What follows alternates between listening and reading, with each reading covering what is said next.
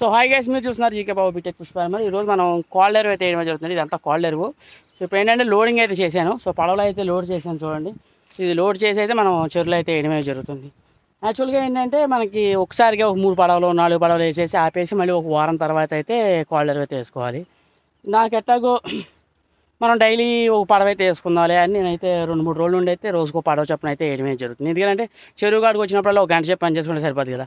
So అదే ఒక 2 ఎంప్లాయీని పెట్టామనుకోండి, వాళ్ళు వస్తారు, ఒకే రోజు 4 పడవలు వేస్తారు, వెళ్ళిపోతారు. సో ఇలాంటి సేవ్ చేసుకోవడం అయితే ఉండడం జరుగుతుంది. సో ఇంకో విషయం ఏంటంటే కాల్డర్ ఎప్పుడైతే మనకి ఈ వేసవికాలం టైం అయితే రావడం అయితే జరిగింది కదా, అయిపోయింది. ఇప్పుడు వచ్చేసరికి జూన్ 20వ తారీఖు వచ్చేసింది. ఆల్మోస్ట్ వాళ్ళు జూన్ 18వ తారీఖు. మనకి చక్కగా ఏంటంటే వాతావరణం కూడా కూల్ అయితే అవడమే జరిగింది. సో దాని మూలంగా అయితే కాల్డర్ అయితే వేయడమే జరుగుతుంది. సో మీరు కూడా వేసుకోవచ్చు. ఎక్కువ వేయమాకండి, చేప పిల్ల సైజుని బట్టి కాల్డర్ అయితే వేసుకోండి. సుమారు మీరు చిన్న సైజు అనుకోండి, ఒక 100 గ్రాముల లోపు అనుకోండి, ఎకరానికి ఒక పడవ అలా వేయండి. సో అదే పావు కేజీలు ఉన్నాయి అనుకోండి, ఒక 2 పడవలు వేయండి అంతే. అదే అర కేజీలు ఉన్నా సరే ఒక 2 పడవలు వేసుకోండి. ఎకరానికి 2 పడవలు చెప్పిన వేయండి. 2 పడవలు అంటే 1 టన్ను కాల్డర్ అయితే వేసుకోవచ్చు. ఇది 6 టన్ను అయితే అవడమే జరుగుతుంది. సో ఒక అర టన్ను ఎకరానికి చొప్పున అయితే మనం వేసుకుని మళ్ళీ ఒక వారం 10 రోజుల దాకా అయితే కాల్డర్ అలాంటిది వేయకూడదు. ఎందుకంటే మనం వేస్తుంది కోల్డ్ ఎరిగిన పెంట కాబట్టి కింద నుంచి ఏమవుతుందంటే మనకి గ్యాసెస్ అయితే పుట్టడమే జరుగుతుంది. అమోనియా, నైట్రేటు, H2S అనేది ఈ గ్యాసెస్ అయితే ఫామ్ అవడమే జరుగుతుంది. మీరు ఎక్కువ వేసేస్తే చెరువులో ఉండే చేపకు కూడా అయితే ఇబ్బంది అయితే కలగడం అయితే జరుగుతుంది. సో అందుమూలంగా ఏంటంటే లిమిట్లో అయితే వేసుకోండి. తర్వాత ఒక కాల్డర్ అయితే వేసిన తర్వాత సూపర్ కూడా కలపండి. ఎందుకంటే సూపర్ కలిపితే దాని యొక్క బెనిఫిట్ ఏంటంటే మనం వేసిన కాల్డర్ మొత్తాన్ని సూపర్ అయితే తినడం అయితే జరుగుతుంది. ఎప్పుడైతే దాన్ని తినడం అయితే జరిగిందో అది చేపకి తినడానికి కానీ ఆరోగ్యంగా అయితే ఉండడం అయితే జరుగుతుంది. చేప కూడా బాగా స్పీడ్గా అయితే మేతలు తీసుకోవాలి కదా. సో మనం వేసిన కాల్డర్లో మ్యాక్సిమం ఒక 50% వరకు చేప అయితే తినేయడమే జరుగుతుంది. ఇంకొక 50% నేల మీద అయితే ఉండిపోతుంది.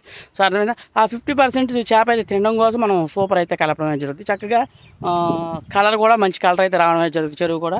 సో దానికోసం అయితే మనం కాల్డర్ అయితే వేయడమే జరుగుతుంది. అలా ఆయన ఉంది కదా అని ఒక్కసారిగా వేయద్దు, గ్యాసెస్ ఫామ్ అయిపోతాయి, అమోనియా నైట్రేట్లు పెరిగిపోతాయి, మళ్ళీ దానికి ట్రీట్మెంట్ అయితే ఇవ్వాల్సి వస్తుంది. సో అర్థమైందా? అమోనియా నైట్రేట్లు ఇలాంటివి పెరిగినప్పుడు ఏంటంటే జియోలైట్ అయితే మనం అప్లై చేసుకోవాలి. ఎకరానికి 5 కేజీలు చొప్పున అయితే మనం జియోలైట్ అయితే ఇచ్చుకోవాల్సి వస్తుంది.